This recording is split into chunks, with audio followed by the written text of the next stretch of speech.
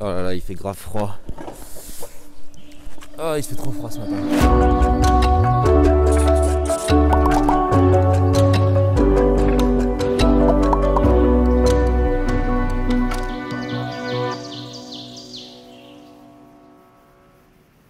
La première série de vidéos, elle va concerner la dalle bois. Tout le monde rigole quand je dis la dalle, mais je sais pas si ça se dit pas, la dalle bois. Et je pense qu'il peut être intéressant, c'est de faire un point sur les différents types de compositions de plancher qu'on pourrait utiliser avant de montrer ce qu'on fait nous. Je me dis que quand vous verrez les vidéos, vous aurez quelque chose qui est déjà mis en place. Et en fait, quand vous allez voir le plancher se constituer, vous allez dire « Ah ouais, là c'est quand Geoffrey, c'est quand il avait dit on mettait ça là, oui ça c'est là, oui là c'est le truc où il n'était pas sûr et lui il a fait comme ça. Voilà. » On va faire un petit cours sur un tableau. Pour la composition de notre plancher, de notre dalle bois là, vraiment je suis pas persuadé de ce qu'on a fait. Il y a plein de façons de faire. Et il faut en choisir une, et elle a des compromis, et elle a aussi des avantages. C'est une question sur laquelle on a beaucoup réfléchi, notamment avec Maxence, qui est un étudiant en archi d'intérieur et qui va construire sa tiny là cette année aussi. Et on en est arrivé à une solution, mais qui n'est pas forcément la meilleure. On n'est pas forcément ultra convaincu, mais à un moment, il faut faire quelque chose. Moi, ça m'a retardé énormément de me poser encore des questions, et à un moment, il faut y aller aussi, tu vois. C'est un sujet qui n'est pas figé. Donc c'est pour ça que je vais vous montrer différentes façons de faire, en tout cas les différentes façons que j'ai vues, que je connais de loin, et puis celles que moi je vais faire, et ensuite à chacun de se piocher dans les différentes idées et faire sa composition à soi. Ça, ce sont les traverses de ma remorque que je vois en coupe. C'est-à-dire que, imaginons que j'ai ma remorque comme ça, c'est 2 roues, son timon, voilà. Et là j'ai des traverses. Imaginez qu'on a un plan vertical comme ça, on vient couper la remorque là. Donc je vois ma remorque coupée. Donc c'est exactement ce qu'on voit là. Par exemple, on s'est mis là. Et je vois la dernière traverse de ma remorque. Donc ça c'est l'arrière, ça c'est l'avant, ça c'est le dessus et ça c'est le dessous. En général, par-dessus ces traverses, on va venir mettre nos solives en bois. Ici, on les met généralement à l'axe de la traverse de la remorque. Et ici, on va les mettre, quand on est en extrémité, on va se mettre à fleur parce que ça peut par exemple nous permettre de faire descendre notre bardage le long un peu de la remorque pour plus trop voir la remorque par exemple. Entre les solives, on va mettre notre isolant. Donc ça, c'est de l'isolant qui fait la même taille que nos solives et c'est posé entre les deux. Sauf que cet isolant là, pour l'instant, il tient pas. Si j'ai 2 montants de bois que je mets un bout d'isolant dedans, il va tomber. Et puis, il faut qu'il soit protégé de l'eau la plus par dessous. Parce que là, on est à l'extérieur et on est à l'intérieur. Donc là, il y a plusieurs écoles. Une première, ça va être de poser tout ça sur des panneaux de baquelisé. Un panneau de bois qu'on appelle du baquelisé ou du contreplaqué filmé. C'est donc des panneaux de contreplaqué, souvent en bouleau ou en contreplaqué de peuplier, avec plusieurs plis d'une certaine épaisseur, et c'est filmé. En fait, c'est étanche. C'est le baquelisé qu'on voit par exemple des fois pour faire des banches, pour couler du béton. C'est une espèce de ces panneaux noirs là, pas forcément très beaux puisqu'on l'associe toujours à des chantiers un peu merdiques en béton et tout ça. L'intérêt de ce contreplaqué filmé ou de ce baquelisé, c'est qu'il est étanche et très résistant et tout ça, donc c'est super intéressant de le mettre en sous-face. Bon, je m'assois parce que sinon vous voyez pas ma face. Une autre possibilité, c'est qu'on retrouve les traverses de la remorque. Dessus on a nos solives. Entre les deux, on a notre isolant. Hop, hop. On l'a aussi donc là, sur la suite. Si on met pas une planche de bois, il faut quelque chose pour retenir l'isolant et pour le protéger de la pluie. Alors souvent, ce qu'on va mettre pour protéger de la pluie, c'est tout ce qu'on va mettre sur le tour de la tiny. C'est un pare-pluie. Donc là, on va avoir le pare-pluie qui descend de nos murs. Et puis, le pare-pluie qui va être sous notre dalle. Sauf que ce pare-pluie, il y a plusieurs choses là qui peuvent se passer. Déjà, s'il y a des projections de cailloux quand on roule, ça peut le percer, l'abîmer. L'autre chose aussi, c'est que le poids de l'isolant peut faire gonfler le pare-pluie. Est-ce que ça peut pas ne l'abîmer aussi? Là, qu'est-ce qui va se passer? Entre les traverses de la remorque et les solives du plancher, le pare-pluie est ici écrasé, il va y avoir des légers mouvements. Est-ce qu'il va pas s'abîmer avec le temps? Il y a quand même de la force et tout, là je sais pas. Donc en fait, souvent, c'est qu'on va rajouter dessous, ce qu'on va beaucoup voir en fait, ça va être des plaques d'aluminium perforées. Pourquoi des plaques d'aluminium perforées? Là, on a un plancher qui respire. Le pare-pluie avec le frein à vapeur qu'il y aura à l'intérieur permet d'avoir des parois respirantes. Si je mets une plaque d'aluminium pleine, je viens bloquer cette perspirance. S'il y a de l'humidité qui se crée ici, entre l'aluminium et le pare-pluie, s'il n'y a pas de perforation et donc d'aération, que va devenir cette humidité? Est-ce que ça va moisir? Est-ce que ça va créer des problèmes et tout ça? Ah, j'ai trop froid. C'est pour ça qu'on met des plaques d'aluminium perforées. Un autre intérêt, c'est que si c'est perforé, c'est aussi plus léger. On est toujours obsédé par le poids. Quand on va prendre une plaque d'aluminium perforée, qu'est-ce qu'on va choisir? Déjà, il y a l'épaisseur. Si je dis pas de bêtises, je crois que chez Baluchon, c'est du 1,6 mm d'épaisseur. Et ensuite, on voit souvent, par exemple, du R5 T8. Le 5, c'est le diamètre du trou, 5 mm. Et 8, c'est l'anthrax entre chaque trou. Donc, il y a 8 mm entre deux centres de chaque trou, et chaque trou fait 5 mm. Donc du coup, entre les deux trous, j'aurais, si je dis pas de bêtises, 3 mm.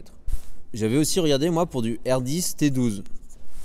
Donc c'est des trous de 10 mm avec un espacement de centre à centre de 12 mm. Pour info, lui, il a 35% de vide, et le R10 T12, 62% de vide. Donc je m'étais dit, est-ce que des trous de 1 cm, est-ce que c'est trop gros, et du coup, ça fait passer... ça ne protégerait pas vraiment le pare-pluie. Voilà, là j'ai pas la réponse, mais moi je m'étais penché jusqu'au R10 T12. Est-ce que c'est possible ou pas? Donc les avantages, c'est léger, respire, et les inconvénients, c'est cher, et puis l'alu, c'est quand même de la merde en termes de matière première. Voilà, c'est un caca que j'ai dessiné. Ah oui, l'autre chose, c'est que pour ceux qui ont déjà fait des recherches, vous avez déjà vu que de l'aluminium et une remorque en galvanisé, ça va faire des réactions qu'on appelle l'électrolyse avec le temps. Quand deux métaux sont en contact, avec de l'humidité, j'avoue que c'est un truc que je ne maîtrise pas. Ça veut dire qu'il faut les protéger, il ne faut pas qu'ils soient en contact. Et ici, il faut mettre quelque chose pour protéger, pour séparer les deux métaux. Donc il peut y avoir plein de trucs, vous pouvez acheter des scotch épais, je sais pas quoi. Alors nous, ce qu'on a utilisé, c'est des tapis de carrière. C'est des gros caoutchoucs armés, c'est de la merde à couper, ça pue et tout ça. Mais du coup, ça c'est imputrescible, ça dure dans le temps de ouf, voilà. Donc on a fait des grandes lamelles qu'on a posées sur les traverses de la remorque et on a posé notre plaque, notre métal, nous dessus. Donc, qui n'est pas une plaque d'alu, on va le voir après. Ça peut être des tuyaux de pompiers qu'ils n'utilisent plus parce que c'est des trucs qui doivent être changés régulièrement. Enfin bref, tout ce qui est imputrescible, qui s'écrase sans s'abîmer et tout ça, que vous pourriez mettre entre les longerons de votre remorque et votre plaque d'aluminium pour que les deux ne soient pas en contact. L'avantage du bac Élysée ici, c'est que c'est étanche, c'est structurel, c'est-à-dire que ça maintient quand même tout le plancher. Un autre intérêt, c'est que c'est du bois, donc je vais mettre isolant entre guillemets. C'est-à-dire qu'on a un matériau fibreux, donc qui contient de l'air malgré tout, qui vient se mettre entre les longerons de la remorque et nos solives. Donc c'est presque, on peut pas vraiment appeler ça un rupteur pont thermique, mais en tout cas voilà, c'est du bois, c'est plus isolant que du métal en tout cas. C'est aussi solide dans le sens où là, mon isolant il est vraiment posé sur quelque chose de plat et de rigide qui ne bougera plus. Voilà, là c'est quand même sur du pare-pluie, le pare-pluie pose sur une plaque en alu qui reste assez souple. Puis les inconvénients, c'est lourd. Pareil, c'est du caca aussi dans le sens où c'est plein de colle et c'est filmé et tout ça, donc c'est pas un super truc écologique. Bon, c'est toujours mieux que d'autres choses, hein, mais il faut savoir, voilà. Pour le bac Élysée, son plus gros problème, c'est le poids. Sur internet, le premier truc que tu trouves, ça s'appelle SM Bois, ça va être un énorme grossiste vers Paris. Et chez eux, on a vu qu'ils avaient du bac Élysée en 6 mm, je crois. Et ça pourrait être un super compromis.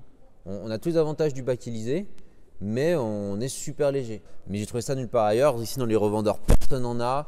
Parce que même du 16 mm, je crois qu'on n'arrive pas à en trouver. Parce qu'en fait, ouais, c'est des choses qui sont utilisées pour des travaux lourds et tout ça. Donc, ça sert à rien d'avoir du fin. Personne n'en achète, je pense. À part les tainistes. Donc, si vous êtes revendeur de contreplaqué filmé, fournissez-vous en bac Élysée super fin et faites de la pub auprès des constructeurs de tainistes. Je pense que ça peut intéresser énormément de monde. L'autre avantage ou inconvénient, je sais pas, je le mets entre les deux, c'est que c'est étanche. Donc là, il n'y a pas de... Là, ça veut dire qu'on dessine un plancher qui ne respire pas. Et là, on dessine un plancher qui respire. Et donc là, il y a deux écoles. Est-ce que le plancher a besoin de respirer? C'est une vraie question. Pas tout le monde, tout le monde a son avis sur la question. Si le plancher ne respire pas, la tiny va respirer par les murs et la toiture déjà. Donc est-ce que c'est grave si le plancher ne respire pas? Je ne suis pas sûr. Et ensuite, en fonction du revêtement qu'on va mettre par-dessus, si on a un sol en stratifié, un truc comme ça, est-ce que le stratifié ça respire? Est-ce que ça laisse passer l'air, pardon? Du coup, si on a une finition de sol qui ne respire pas, on n'a pas besoin d'avoir quelque chose en dessous qui respire. Enfin voilà, il y a toutes ces questions sur lesquelles on n'a pas forcément de réponse. Nous, comment on va faire? Je me dépêche parce que j'ai bientôt plus de batterie sur mon téléphone. On retrouve les longerons de la remorque, mes solives. Alors pour le coup, moi j'ai des solives qui sont pas très hautes. J'ai mon isolant, entre les deux, c'est de la laine de mouton. Et dessous, Je voulais pas mettre du bac Élysée parce que c'était beaucoup trop lourd. Mais je pense que c'est quand même une très très bonne solution. Je me dis, est-ce que j'aurais pas dû faire ça? J'en sais rien. L'aluminium, ça me faisait chier parce que c'était super difficile à se fournir. Alors si vous voulez mettre des plaques d'aluminium perforées, en général, les fournisseurs de remorques pour Tiny vous en proposent. Et franchement, prenez-les là parce qu'en fait, je l'ai pas fait en me disant que ça allait être plus cher qu'ailleurs. Et en fait, j'ai jamais retrouvé des tarots pareils. Donc prenez-les direct avec votre remorque, c'est fait, je pense. C'est relativement cher. C'est de l'aluminium, donc c'est un produit pareil qui est un peu merdique écologiquement parlant. Pour pas grand chose quoi, pour protéger de projections sur la route. Alors déjà, tous ceux qui construisent des Tiny, combien roulent vraiment avec? Tu vois, ça c'est une vraie question qu'il faut se poser. Il y en a plein qui sont plus sédentaires que nomades, donc est-ce que ça vaut le coup de mettre des matériaux chers et polluants pour protéger de quelque chose qui va se passer peu dans l'année? Moi ce que j'ai fait, c'est que j'ai mis un grillage que j'ai acheté chez un truc qui s'appelle Farmline, qui vend du grillage pour faire des poules en batterie, donc super. Mais du coup, l'avantage de ce grillage, c'est qu'il est plutôt rigide. Donc j'ai des trous de 6,4 mm. C'est un grillage soudé et qui est en galva, donc de la même matière que la remorque. Donc théoriquement, je pourrais le poser direct sur la remorque sans risque d'électrolyse. Et puis il me fallait un truc assez solide. L'avantage du grillage, c'est que du coup, ça reste de l'acier, un truc super polluant comme l'alu, etc. Surtout, il y a très peu de matière. Si là, on est à 62% de vide, là, on doit être à 99% de vide, j'en sais rien. Donc j'utilise très peu de matières premières. Donc ça m'importait beaucoup quand même. Et du coup, c'est forcément très léger aussi. Alors ce que j'ai fait, c'est que j'ai quand même protégé dessous là, contre ma remorque, avec des bandes de tapis de carrière en caoutchouc, comme je vous disais tout à l'heure, un truc super costaud. Je l'ai aussi protégé par-dessus, ici, entre les solives bois et le grillage. Pourquoi? Parce que c'est quand même un point qui va être écrasé. Et je voulais justement des caoutchoucs pour venir alléger tout cet écrasement parce que ça reste de la maille soudée, de la petite soudure, ça peut casser assez facilement. Et si ça se casse, j'ai une petite tige et la petite tige elle peut percer mon pare-pluie. Donc j'ai voulu protéger tous ces endroits d'écrasement. Et donc je protège dessous parce que comme ça, c'est pas en contact avec le métal de la remorque qui est quand même plus dur et qui casse plus. Et c'est pas en contact avec mon pare-pluie non plus. Si jamais il se passe quoi que ce soit ou si jamais il y a des mouvements. Et puis après, je trouve que ça fait aussi des bandes de désolidarisation, donc tout peut bouger quand même assez indépendamment, et ça limitera peut-être aussi les grincements, mais ça, je sais pas. Et là, le caoutchouc que j'ai mis sur le dessus, je voulais pas un caoutchouc trop épais, parce que si ça voudrait dire que j'ai un espace là, entre mon... moi j'ai mon pare-pluis, comme là, comme en haut, pardon. Hop, j'ai un pare-pluis là. Et j'ai un espace ici entre mon pare-pluis et mon grillage. Et ça veut dire qu'avec le poids de mon isolant, mon pare-pluis va faire comme ça. Et donc va venir bailler sur mon grillage qui sera plus bas, j'exagère le dessin, et je trouve que c'est quand même assez fragile, enfin c'est pas super intéressant pour le pare-pluie qui pourrait s'abîmer comme ça. Donc le caoutchouc que j'ai mis sur le dessus du grillage, c'est un caoutchouc qui s'écrase très facilement. Mon pare-pluie il est quasiment sur mon grillage, donc il n'y a pas de truc qui fait ça. Et là je l'ai laissé dépasser mon grillage, parce que comme ça, après là sur le côté on va avoir des tasseaux qui vont descendre, des tasseaux à l'extérieur, et ensuite on aura mon bardage. Et en fait, du coup, ce que j'ai laissé dépasser de la largeur de mes tasseaux, plus 2 cm, que je vais replier, tac, tac, et comme ça, ça fera ma grille anti-rongeur. En fait, sous les tasseaux de bardage, on met des grilles anti-rongeurs, c'est des petites grilles perforées, pour pas que des rongeurs puissent monter derrière le bardage. Voilà, pour les différentes sous-faces. Donc là, l'avantage du grillage, c'est léger plus, donc encore plus que ça. Je vais mettre écologique dans le sens où, toi, c'est pas du papier, mais en fait, le papier, est-ce que c'est écologique? On peut le demander.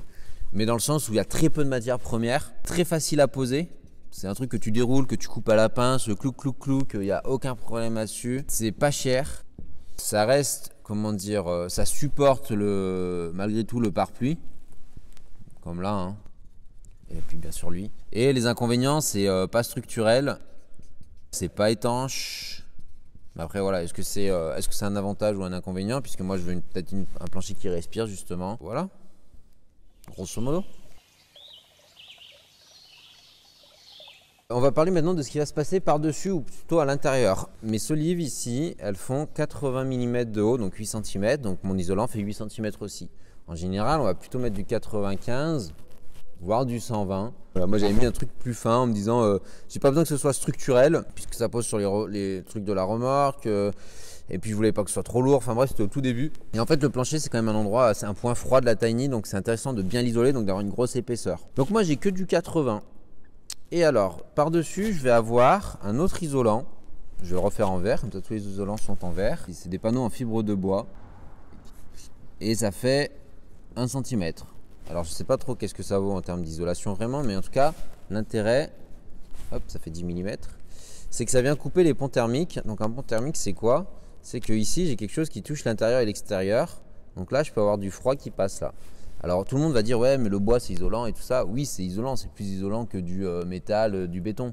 Mais malgré tout c'est pas un isolant. Ça contient pas autant d'air qu'un isolant. Les pingouins dans le désert fait une vidéo avec une caméra thermique avec leur maison à ossature bois et on voit vraiment les montants sur la caméra thermique. Donc c'est vraiment ça reste des passages de froid en hiver et de chaud en été. Donc ça du coup ça vient théoriquement rompre les ponts thermiques. Et ensuite je vais avoir moi ma finition de sol, en fait mon plancher qui va être c'est du 3 plis d'épicéa, des panneaux de 3 plis d'épicéa qui font 19 mm et c'est à la fois la structure de mon sol, de la face de mon sol dessus et ma finition intérieure. Et là il y a plusieurs façons de faire, vous voyez je me suis arrêté avant ma solive finale. Ce qui est beaucoup fait c'est de se dire je vais poser mon sol jusqu'à l'extrémité de ma dalle bois. Par exemple on reprend le même 3 plis d'épicéa que j'ai. Vous voyez je suis allé jusqu'au bout et ensuite mes murs je vais venir les poser. Hop, là c'est l'ossature de mes murs qui est posée sur le sol. Là l'intérêt c'est que c'est super structurel parce que votre panneau de sol va vraiment jusqu'au bord. Il est vissé dans toute votre dalle et ça structure tout et puis c'est super facile à faire. Vous posez votre sol, vous vissez votre mur dessus, c'est torché. Moi j'ai pas fait ça, mon mur va venir se poser là. Ça c'est la lisse basse du mur. Ça c'est les montants du mur, on y reviendra. Pourquoi j'ai fait ça? Parce que du coup si demain je dois enlever mon sol pour X raisons, imaginons que je veux le changer, imaginons que j'ai une fuite ou qu'il y a un problème dans l'isolant et tout ça, et je peux y accéder, j'ai juste à le dévisser entre guillemets. Alors il y aura plein de trucs dessus, tout mon mobilier et tout ça, ça arrivera peut-être jamais, mais je sais que s'il y a besoin, mon sol il n'est pas pris sous mes murs, parce que là tous mes murs vont être vissés dans ma dalle. Enfin bref, là il est pris là-dessous. Je serais obligé de le couper là en fait si je dois faire ça. Là, c'est pas du tout pris. Je pourrais enlever tout mon sol, changer mon isolant, tout ça, quand bien même toute mon ossature en bois, elle resterait là. J'ai opté pour cette solution-là qui est beaucoup plus compliquée à mettre en œuvre parce que du coup là, ça veut dire que mon sol il est déjà posé avant de poser mes murs. Ça veut dire que je dois anticiper un écart, une erreur et puis un ajustement. Donc en fait, mon sol, je le fais arrêter avant. Pas jusque là, parce que comme ça quand je vais venir poser mes murs, je suis sûr que je vais pouvoir bouger mon mur et tout ça. Donc c'est plus compliqué à mettre en œuvre mais c'est comme ça qu'on a fait. Et pour pas que là il y ait un effet un peu de flottement, je rajoute une autre solive ici en bois, hop, comme ça vient poser sur la solive. Je sais pas si c'est très clair. Voilà moi comment j'ai fait et puis c'est mon sol fini tout de suite. Là c'était le sol fini qui est pris sous le mur et ça peut être encore autre chose. Ça peut ne pas être le sol fini, ça peut être par exemple un panneau d'OSB. Et le sol fini viendra ici, par exemple, du parquet flottant. Donc là, le parquet, il est en intérieur du mur. Et voilà, je peux l'enlever sans enlever mes murs. Mais mon panneau d'OSB, lui, il est pris sous mes murs. Je ne peux pas forcément accéder là à l'intérieur de ma dalle. Voilà, grosso modo, pour les différentes façons de faire un sol. J'espère que c'était clair. J'espère que de là où est le téléphone, on voit quand même les dessins. Pour le coup, j'ai pas de réponse assurée à tout ça. Moi, j'ai fait ça, mais en vrai, je serais beaucoup plus rassuré si j'avais un bac hélisé dessous. Alors moi, j'imagine ma tiny pas trop nomade. Je serais quand même, je vais pas la bouger beaucoup, je pense pas. Je me vois pas comme ça. Donc, je me suis permis quelque chose qui est peut-être un peu moins solide que ça. Et je pense que le top demain, ce serait d'arriver à aller chercher ce bac hélisé en 6 mm. Parce que ça reste quand même des panneaux de bois, 6 mm c'est quand même assez souple, tu vois, je sais pas. Et en peuplier, pas en bouleau. Vous voyez, s'il y a un constructeur là de contre-bac hélisé qui fait du 9 mm en peuplier, qui est plus léger que le bouleau, je pense que vous pouvez grave en vendre pour les tinistes. Et pour aller plus loin, c'était même posé la question avec un copain de mettre du bac hélisé en fait que là, là et là, pas là. Et là, on y fait dépasser et là, on met du grillage. Ça permettait de faire une petite rupture de pont thermique avec les solives en métal, avec les longerons en métal. Et là, le grillage qui est vissé dans le bac hélisé, là, comme ça permet de pouvoir le changer si c'est abîmé et tout ça. Alors que là, ça ne peut plus être changé, c'est coincé derrière. C'est une possibilité dans le terme de résilience, quoi, de réflexion dans le futur. On espère vraiment que ça peut éclairer. Dites-nous bien si c'est clair ou pas, si les dessins sont moches. Si c'est lisible ou pas lisible, c'est vraiment comme ça qu'on va pouvoir s'améliorer. Puis je pense que ça permet quand même d'introduire la construction de la dalle que vous allez voir après en vrai dans les prochaines vidéos. Allez, tchuss!